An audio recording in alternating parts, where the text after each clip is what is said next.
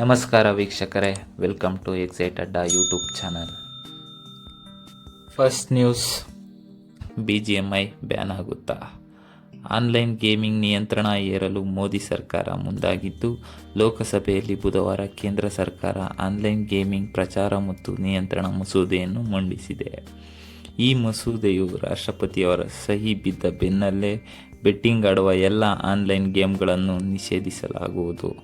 ಇಂತಹ ಆಟಗಳನ್ನು ಎಲ್ಲ ರೀತಿಯ ಜಾಹೀರಾತುಗಳನ್ನು ಸಂಪೂರ್ಣವಾಗಿ ನಿಷೇಧಿಸಲಾಗುತ್ತದೆ.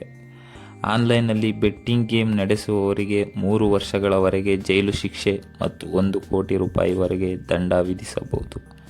ಈ ಆಟವನ್ನು ಪ್ರಚಾರ ಮಾಡೋರಿಗೆ 2 ವರ್ಷಗಳ ಜೈಲು ಮತ್ತು 50 ಲಕ್ಷ ರೂಪಾಯಿವರೆಗೆ ದಂಡ ವಿಧಿಸುವ ನಿಯಮವನ್ನು ಕೇಂದ್ರ ಸರ್ಕಾರ ಬಿಲ್ನಲ್ಲಿ ಸೇರಿಸಲಾಗಿದೆ. ಹೊಸ ಮಸೂದೆ ಪ್ರಕಾರ ಯಾವುದೇ ಆಟಕ್ಕೆ ಎಂಟ್ರಿ ಫೀ ಅಥವಾ ಹಣದ ಆಮಿಷ ಒಡ್ಡಿದ್ದರೆ ಮಾತ್ರ ಅದನ್ನು ಬ್ಯಾನ್ ಮಾಡಲಾಗುತ್ತದೆ.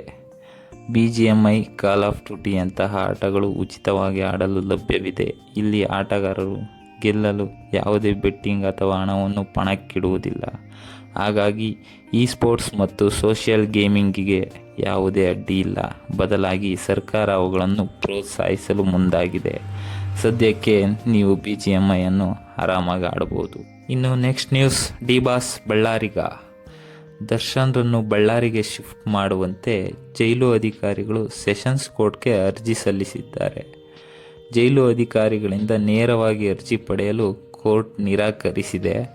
ಆದ್ದರಿಂದ SPP ಪ್ರಸನ್ನಕುಮಾರ್ ಅವರ ಮೂಲಕ ಆಗಸ್ಟ್ 18ರಂದು ದರ್ಶನ್ರನ್ನು ಶಿಫ್ಟ್ ಮಾಡಲು ಅರ್ಜಿ ಸಲ್ಲಿಸಲಾಗಿತ್ತು. ಸದ್ಯ ಕೋರ್ಟ್ ದರ್ಶನ್ ಶಿಫ್ಟ್ ಅರ್ಜಿಯ ವಿಚಾರಣೆಯನ್ನು ಆಗಸ್ಟ್ 23ಕ್ಕೆ ಮುಂದೂಡಿದೆ.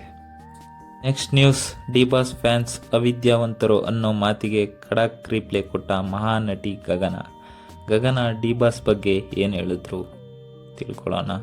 ಬಾಸ್ ಹೇಗೆ ಅಂತ ಬಾಸ್ ಫ್ಯಾನ್ಸ್ಗೆ ಗೊತ್ತು. ಮನಸ್ಸಿಂದ ಎಷ್ಟು ಒಳ್ಳೆಯ ವ್ಯಕ್ತಿ ಅನ್ನೋದು ಗೊತ್ತು. ಲೈಫ್ನಲ್ಲಿ ಒಳ್ಳೆಯದು ಕೆಟ್ಟದ್ದು ಎಲ್ಲರಿಗೂ ಆಗುತ್ತೆ. ಆದರೆ ಡಿ ಬಾಸ್ಗೆ ಸ್ವಲ್ಪ ದೊಡ್ಡದಾಗಿ ಕೆಟ್ಟದ್ದಾಗಿದೆ. ದೀಪ ಜೋರಾಗಿ ಉರಿಯುತ್ತದೆ ಅಂತಂದರೆ ಅದು ಆರಿ ಮತ್ತೆ ಹೊಸ ಬೆಳಕು ಬರುತ್ತೆ. ಹಾಗೆಯೇ ಈ ಕೆಟ್ಟ ಸಮಯ ಎಲ್ಲವೂ ಮುಗಿದು ಒಳ್ಳೆಯ ಸುದ್ದಿ ಬಂದೇ ಬರುತ್ತದೆ. ಆ ಒಳ್ಳೆಯ ಸುದ್ದಿಗೋಸ್ಕರ ನಾವೆಲ್ಲರೂ ಕಾಯ್ತಾ ಇದ್ದೇವೆ. ದಿ ಡೆವಿಲ್ ಸಿನಿಮಾ ನೋಡೋಕೆ ಕಾದು ಕುಳಿತಿದ್ದೇನೆ. ಕೆಟ್ಟದರ ಬಗ್ಗೆ ತಲೆ ಕೆಡಿಸಿಕೊಳ್ಳೋದಿಲ್ಲ, ಒಳ್ಳೆಯ ವಿಚಾರದ ಬಗ್ಗೆ ಯೋಚನೆ ಮಾಡುತ್ತೇವೆ. ಬಾಸ್ ತುಂಬ ಸ್ಟ್ರಾಂಗ್ ಆಗಿ ಬೇಗ ವಾಪಸ್ ಬರ್ತಾರೆ ಅನ್ನೋ ನಂಬಿಕೆ ಇದೆ ಎಂದು ಗಗನ ಇಂಟರ್ವ್ಯೂ ಒಂದರಲ್ಲಿ ಹೇಳಿದ್ದಾರೆ. ಡೆವಿಲ್ ಪ್ರಚಾರಕ್ಕೆ ಪುನರ್ಚಾಲನೆ.